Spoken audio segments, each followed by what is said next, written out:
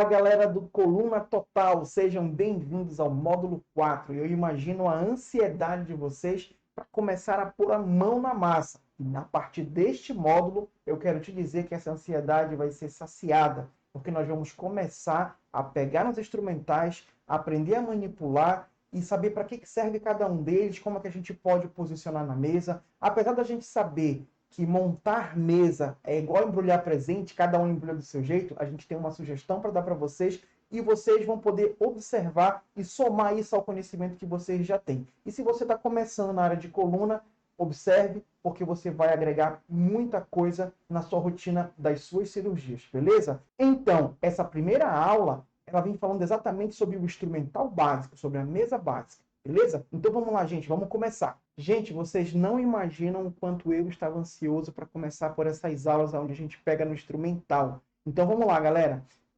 Eu tenho alguns hábitos e alguns costumes que me ajudam a organizar a minha mesa, beleza? Então nós vamos começar pelo campo onde eu monto a minha mesa básica. Dentro da cirurgia de coluna, nós usamos muitos instrumentais. Então, tudo dentro dessa cirurgia de organização de mesa, ele tem que ser otimizado. Quanto mais você otimizar, mais espaço você vai ter.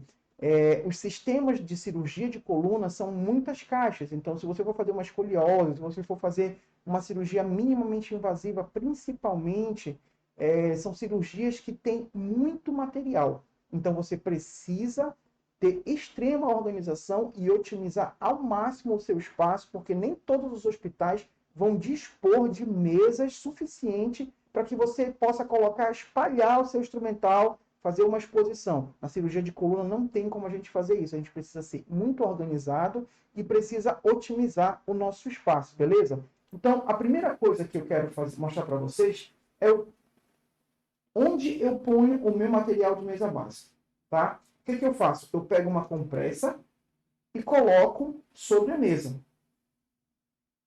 Deixa eu colocar aqui, para ficar bonitinho para vocês observarem. Posto a minha compressa sobre a mesa, eu vou começar a organizar o meu instrumental. Gente, não é muito diferente daquilo que a gente acostuma ver. O que eu vou trabalhar nessa cirurgia? O que vai ter de básico nessa mesa? Primeira coisa que eu preciso lembrar é das pinças hemostáticas. O Kelly curvo. A gente precisa ter esse instrumental na mesa. É muito utilizado? Não, não é uma pinça muito utilizada. Quando a gente tem sangramento de músculo, que ele não consegue conter com o bipolar ou com o monopolar, porque o vaso é um pouco mais calibroso, então ele precisa dar uma pinçada, então essa pinça precisa estar na mesa. O Kelly curvo. E aí, dentro da caixa vai vir uma outra pinça chamada Kelly reto, que é uma pinça de reparo, mais conhecida dentro dessas cirurgias. Não vão te pedir um Kelly reto, eles vão te pedir um reparo. E por que eu preciso ter essa pinça na caixa, Jonatas? Pelo seguinte motivo: quando a gente vai utilizar as compressas neurocirúrgicas, mais conhecidas como cotonoides, elas vêm com um fio. E esse fio, ele fica para fora do campo operatório e a gente prende uma pinça dessa na ponta deles. O cirurgião normalmente te pede um reparo para você poder colocar na ponta desse fio. Então, tenha essa pinça na sua caixa de pequena cirurgia e ponha ela na sua mesa básica. Beleza? Material de acesso, Jonatas. O que eu vou precisar de material de acesso? Você vai precisar de um cabo de bisturi número 4, você vai precisar de um cabo de bisturi número 3 e você vai precisar de um cabo de bisturi número 7. E por que eu vou precisar desses 3 cabos, Jonatas? Primeiro, você vai pegar o cabo de bisturi número 4 e você vai montar uma lâmina 20, uma lâmina 23, uma lâmina 22. Isso vai depender do padrão do hospital, tá bom? Cada hospital tem um padrão de lâmina para poder oferecer para cirurgia. Então, você precisa saber qual é o padrão e decidir qual é a lâmina que você vai usar. Beleza? Essa lâmina, que é a lâmina que vai abrir a pele, o cirurgião vai utilizar um cabo número 4. Em seguida, o cirurgião vai te pedir um cabo número 3, tá? Ele vai precisar de um cabo número 3. Nesse cabo número 3, você vai colocar ou uma lâmina 15 ou uma lâmina 11. Por que, Jonatas? Porque isso aqui é também uma questão de gosto. tá? Alguns cirurgiões preferem usar lâmina 15, alguns abrem a pele com lâmina 15, principalmente em cirurgias cervicais, tá ok? E alguns cirurgiões montam uma lâmina 11 aqui para fazer a abertura de disco. Quando o paciente não tem muito tecido adiposo, quando o paciente não é muito grande, ele utiliza esse cabo de bisturi aqui para a gente poder cortar, fazer uma abertura no disco, tá bom? E ele põe uma lâmina número 11 ou uma número 15 aqui. Isso também é bem de preferência do cirurgião, e a gente precisa observar, esse cabo precisa estar na minha mesa.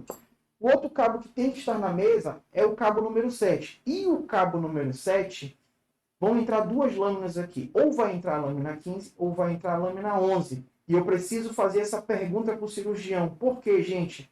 Numa cirurgia de cervical, onde ele vai fazer, no passo da dissectomia, ele vai precisar fazer um corte lá no fundo, abrir o disco, abrir uma janelinha no disco, semelhante à lombar, ele também vai precisar fazer. A diferença é que o campo operatório durante a cirurgia de cervical, ele é muito pequeno.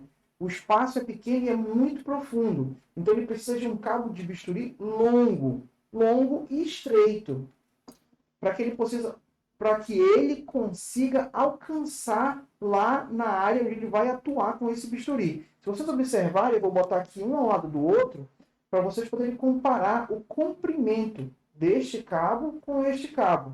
Então, este cabo precisa estar montado na mesa e você precisa perguntar para o cirurgião com que lâmina ele vai fazer a dissectomia. E ele vai te dizer com que lâmina é, se é com a lâmina 11 ou se é com a lâmina 15.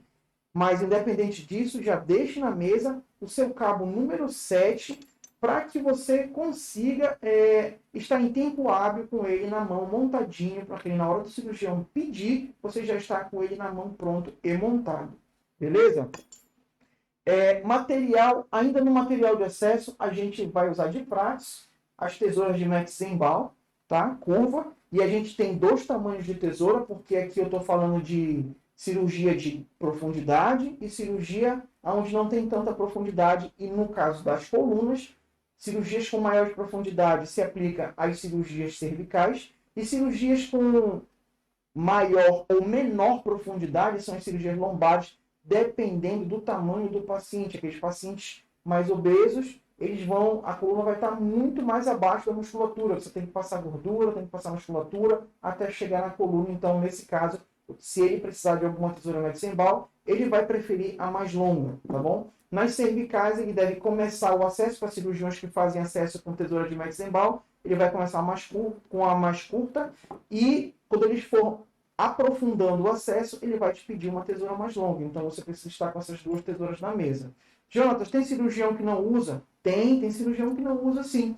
Ele começa a dissecar apenas a primeira parte e depois ele vai te pedir uma boneca. E para quem não sabe o que é uma boneca, ele vai pegar uma gaze, tá? E você vai montar ou num ALICE, que é o mais indicado, ou se você não tiver um ALICE, se a tua caixa de pequena cirurgia não tiver um ALICE, você vai utilizar, pode ser inclusive numa pinça de reparo, tá bom? E nós vamos ter uma aula que nós vamos te mostrar a montagem, como que faz dessa boneca, como que o cirurgião prefere que monte. Eu tenho 3 tipos de boneca para mostrar que a gente usa na cervical e vocês vão gostar. Cada cirurgião usa de um jeito e é bacana a gente saber essa variedade de montagem para que a gente possa atender melhor o nosso cirurgião. Continuando o nosso acesso, a gente tem as nossas pinças que vão auxiliar o cirurgião durante a abertura, tá? Isso aqui se aplica tanto à cervical quanto à lombar. A gente tem as pinças com dente, que são pinças traumáticas. Você pode observar que elas são traumáticas porque elas têm um dente aqui, ó. Tá certo? Nós temos as pinças com dente e nós temos as pinças mais delicadas, tá? Olha só as pinças mais delicadas, que são as pinças de Addison. Você vai ter ela sem dente, tá? Atraumática. E você vai ter as pinças com dente, que são as pinças traumáticas, tá bom? Para lidar com um tecido mais friado, um tecido mais delicadinho. Então, você vai conseguir lidar com essas duas pinças que ajudam o cirurgião a manipular melhor esses tecidos, tá bom? Então, a gente tem pinça traumática, pinça atraumática, tá? Para tecido mais, para suturas mais delicadas, para lidar com o tecido de maneira mais delicada. E a gente tem as pinças traumáticas, chamadas dentes de rato, tá bom? Elas têm um dentinho, e por isso chamam dente de rato, porque lembra o dente de um roedor, tá bom? E a gente tem as pinças atraumáticas, que são as pinças anatômicas. Muito conhecida por nós, tá? Não tem dentinho, apenas tem uma serrilha, tá bom? Olha só, dá uma olhadinha aqui nela para vocês poderem observar. Também para lidar com tecido mais delicado e sem traumatizar esse tecido. Tudo jóia? Então, nós já conseguimos mostrar aqui a parte de acesso, toda a parte de hemostasia, e eu quero te mostrar aqui a parte de afastamento. Então, dentro da tua caixa, vai vir um par de Farabeuf, que são chamados de afastadores dinâmicos. Esses caras aqui nada mais servem do que para afastar a musculatura, afastar a hipoderme. Mas, Jonas, ele é curtinho, como é que ele vai afastar a musculatura? Esse é pequeno, tá, gente? Então, as caixas costumam vir com 2 pares desse cara, um pequeno, mais delicado, para você afastar ali até o subcutâneo, e ele vem com um maiorzinho, entendeu? Nessa parte aqui de suporte, ela acaba vindo com uma lâmina um pouco maior para você alcançar um pouco mais de musculatura, até que você coloque os outros afastadores que o cirurgião vai solicitar para você. E indo para a nossa parte de fechamento da cirurgia, nós temos os porta-agulhas, tá? E nós temos as tesouras retas, as tesouras de maio. Sabemos que nós temos 2 tipos de porta-agulha. Eu vou mostrar aqui essas particularidades para vocês. Para a sutura de musculatura, onde a sutura é mais forte, onde a sutura precisa que o porta-agulha segure com força, uma agulha mais calibrosa para a musculatura, então os porta-agulhas, eles têm aqui, além das ranhuras, ele vem com esse sulco aqui no meio deles, que você pode observar. Isso aqui facilita a pegada na agulha, tá bom? Então, isso aqui é um porta-agulha de maio, que a gente utiliza para fechar musculatura, para fechar hipoderme, para fechar face muscular. Então, é um porta-agulha muito bom para isso. Já esse porta-agulha aqui, você pode observar que ele, apesar de ter umas ranhuras, são ranhuras mais delicadas. Para que você possa observar, você tem que olhar bem de pertinho, para você poder sentir as ranhuras dele. Tá? São bem pequenas, bem delicadas. E para que serve esse porta-agulha? Por que eu quero esse porta-agulha na caixa? Porque esse porta-agulha ele serve para fazer suturas mais delicadas, onde eu preciso colocar agulhas mais finas, agulhas para fazer sutura ali de duramatre, quem sabe, ou sutura de pele, onde os fios são mais delicados, a agulha é mais delicada, você precisa ter uma pegada melhor para poder segurar esse fio e poder fazer a sua sutura tranquilamente. E, Jonatas, como que a gente prepara isso mais ou menos na mesa? Então, eu tenho aqui uma ideia que eu quero dar para vocês de como eu preparo a minha mesa para ter um espaço otimizado dentro da cirurgia. É um negócio que eu gosto de mostrar, porque às vezes a gente abre uma caixa de coluna e a gente observa que tem muito material na caixa. E muitas vezes a gente não precisa de tudo aquilo. As cirurgias de coluna não são muito exigentes quanto ao material base, mas são mais exigentes em relação ao material específico.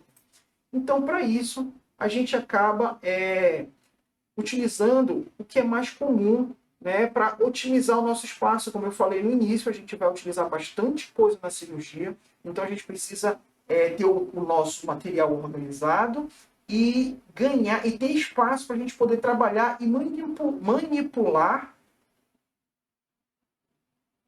todos os materiais que vão ser utilizados na coluna.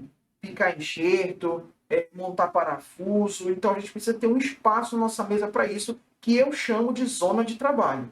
Tá legal? Então, como é que a gente começa a fazer isso, galera? A gente prepara aquele rolinho, lembra da escola de instrumentação, aquele rolinho que a gente prepara? Então eu costumo botar minhas pinças de hemostasia, as minhas pinças de reparo.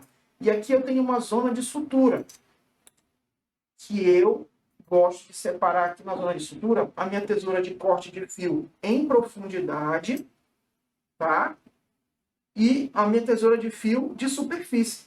Então, se o cirurgião fizer uma sutura mais profunda, eu vou usar essa tesoura curta. Eu vou usar a tesoura mais longa para poder cortar o fio mais lá embaixo. Beleza? Então, eu estou aqui colocando as minhas tesouras de fio, tá bom? Para cortar em profundidade. E agora eu vou organizar aqui o meu material de acesso, que é o meu cabo 4, o meu cabo número 3, o meu cabo número 7, no tempo em que eles vão ser utilizados. Tá? Então, meu material aqui de acesso. E aqui eu vou colocar as minhas tesouras, que vão servir para acesso, para divulsão de tecido. Então, essas eu coloco logo a seguir do bisturi, porque provavelmente vai ser assim, nesta ordem que ele vai utilizar esse material. Tá bom? Então, eu coloco aqui as minhas tesouras. E a seguir, para que ele consiga manipular esse tecido enquanto ele está fazendo a divulsão dele, aí eu já coloco aqui as minhas pinças de manipulação de tecido. Aí eu tenho meus Addisons delicados, eu tenho minhas pinças dente de rato e a minha pinça anatômica. E olha só, gente, olha o meu espaço como foi utilizado. Eu estou utilizando uma compressa para montar a minha mesa básica, tá certo? E aqui eu vou colocar o meu farabelf, tá? Vou colocar aqui o meu farabelf para poder utilizar. E eu esqueci de falar dessa pinça aqui, mas é muito conhecida entre nós. Gente, nessa caixa aqui eu tenho um bacaus. Por que, Jonathan, eu só tenho um bacaus? Porque essa caixa aqui foi montada para um fim muito específico. Mas, normalmente, nas caixas de pequena cirurgia, eles vêm um conjunto de 6 bacaus, 8 bacaus. Para que serve essa pinça, Jonathan? Essa pinça é chamada de pinça de campo. Então, quando você põe o campo no paciente, ela serve para fixar esse campo. Olha só como ela segura bem, tá? Ela é bem pontiaguda, e você precisa ter muito cuidado com ela, tá? Ela serve para fixar o campo. Na hora que a gente estiver mais na frente, nós vamos ter uma aula sobre campo, colocação de campo no paciente. Vocês vão entender a utilidade melhor dessa pinça, caso você tenha alguma dúvida em relação a ela, tá bom? Então, essa pinça precisa ficar aqui a postos para você trabalhar com ela.